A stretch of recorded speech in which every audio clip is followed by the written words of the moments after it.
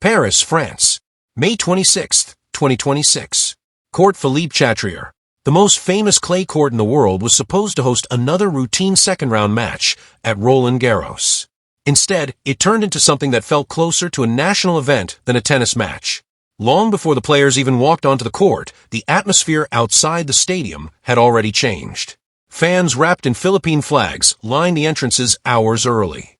Entire families traveled from London, Rome, Dubai, Toronto, and New York just to watch Eala play one match on the Paris clay. Overseas Filipino workers who had spent years away from home stood shoulder to shoulder chanting her name, like they were back in Manila, instead of Paris. Roland Garros has seen legends, champions, movie stars, and presidents. But even long-time tournament staff admitted they had rarely seen one young player create this kind of emotional reaction this quickly. Eala entered the stadium carrying far more than a tennis racket. Just days earlier, she had survived a draining first-round battle that tested her physically and mentally. The controversy surrounding the code violation from that match had dominated social media and sports television for nearly 48 hours. Critics questioned her composure. Supporters defended her passion. Every sports network suddenly had an opinion about the 20-year-old Filipina who seemed to be turning into one of the biggest stories in world tennis almost overnight. That pressure would crush many young athletes. Instead, Eala walked into Philippe Chatrier looking calmer than ever. The sound inside the stadium changed the moment her name was announced. The chants of Laban Alex rolled through the arena in waves. Television microphones could barely contain the noise.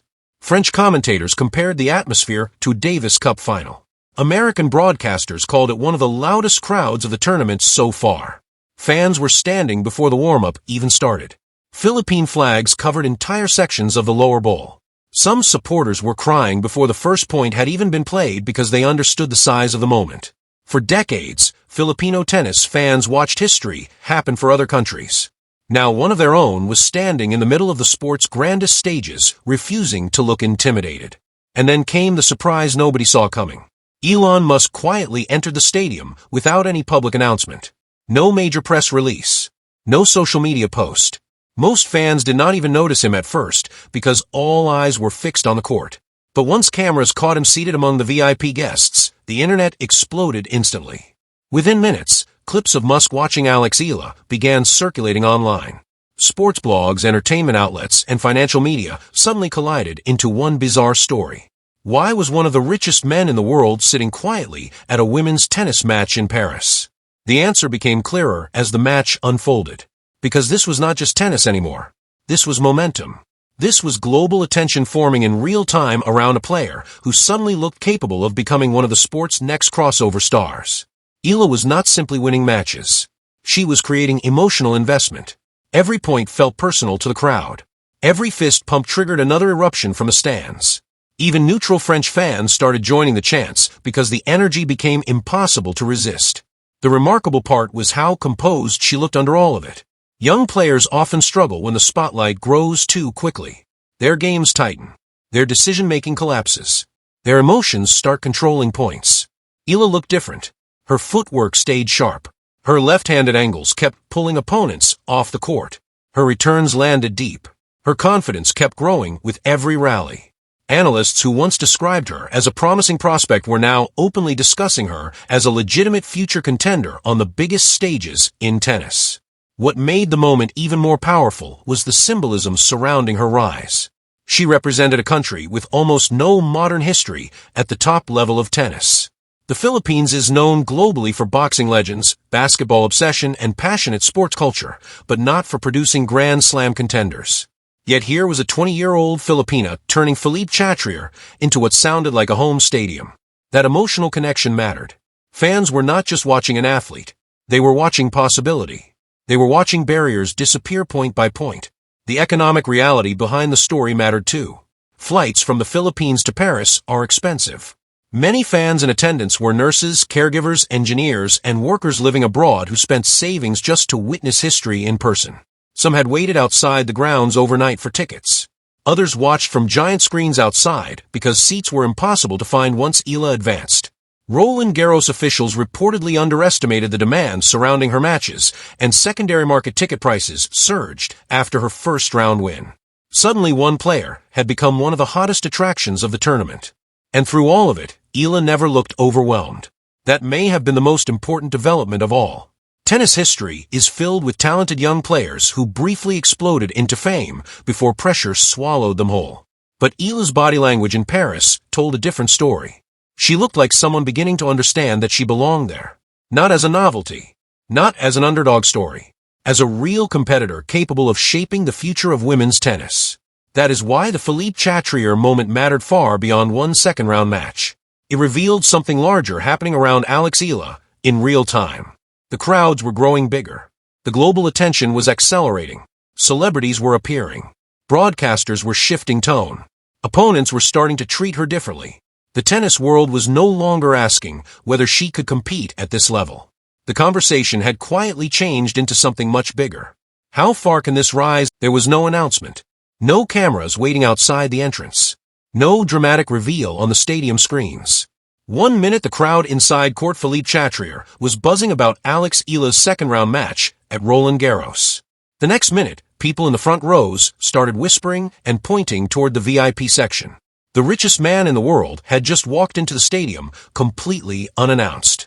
Elon Musk took his seat quietly, surrounded by security, but his body language immediately told everyone something unusual was happening. He was not networking. He was not waving to cameras. He was locked in on the court, watching every point like a fan who genuinely did not want to miss a second of the match. Phones instantly shot into the air. Fans zoomed in from every angle trying to confirm it was really him. Tournament staff tightened security around the section, but Musk reportedly waved them off, signaling that he did not want the attention focused on himself. That alone caught people off guard. Normally, when celebrities appear at major sporting events, the cameras chase them almost as much as the athletes. This felt different. He looked completely invested in the atmosphere surrounding Alex Eala and the wave of Filipino support that had taken over the stadium. And then came the moment that completely changed the energy inside Philippe Chatrier. During a changeover, while most fans expected players to regroup quietly at their benches, Musk suddenly stood up carrying a large duffel bag. At first, nobody understood what was happening. Some assumed it was security-related. Others thought it was a promotional stunt connected to Tesla or SpaceX. But when he reached into the bag, he started pulling out custom-designed shirts dedicated entirely to Alex Eala. Not corporate merchandise. Not advertisements. Shirts carrying Eala's A logo alongside the Philippine flag and the word Laban printed boldly across the back. Witnesses near the front rows said Musk began handing them directly to stunned Filipino fans who could barely believe what they were seeing. According to multiple people in the crowd, he smiled and told them to wear the shirts proudly and keep supporting their player. Within seconds, the section exploded with noise. What happened next turned the entire atmosphere inside the stadium into something Roland Garros had almost never experienced. The shirts spread rapidly across the lower bowl as fans passed them row to row. Red, white, blue, and black colors suddenly started appearing everywhere. Television cameras panned across the stands, showing what looked less like a traditional tennis crowd and more like a national celebration. Chants of Laban Alex became deafening. French commentators openly sounded stunned by the transformation happening in real time. Even longtime tennis reporters admitted the moment felt surreal. Roland Garros has always carried an image of elegance and tradition. Quiet applause, controlled emotion, respectful tension. But Alex Eala's match had become something far more emotional and unpredictable. Thousands of Filipino fans waving flags, while one of the world's most recognizable billionaires handed out support gear in the middle of a Grand Slam match, was not on anyone's bingo card heading into the tournament. And the timing mattered. Eala was already becoming one of the breakout stories of the French Open. The 20-year-old Filipina had battled through difficult matches, intense pressure, and enormous expectations from a fan base desperate for a global tennis star. Her rise represented something bigger than sports. For many overseas Filipinos in Europe, seeing one of their own compete confidently on the biggest stage in tennis felt deeply personal. Some fans in attendance had traveled from different countries across Europe just to watch her play live. Others had taken time off work and spent savings on tickets because they believed this moment mattered historically. That emotional connection was now colliding with celebrity attention on a massive scale. Social media exploded within minutes of Musk's appearance. Clips of him distributing the shirts spread across X, Instagram, TikTok, and sports networks almost instantly. The internet began debating why he seemed so fascinated by Eala's rise. Some people called it a publicity stunt. Others argued it reflected how rapidly Eala's popularity was growing beyond tennis circles. But inside the stadium, nobody seemed interested in debating motives. The crowd was fully absorbed in the spectacle unfolding around them. And through all of it, Eala kept playing with remarkable composure. That may have been the most impressive part of the entire scene. Young athletes often struggle when outside distractions suddenly become overwhelming.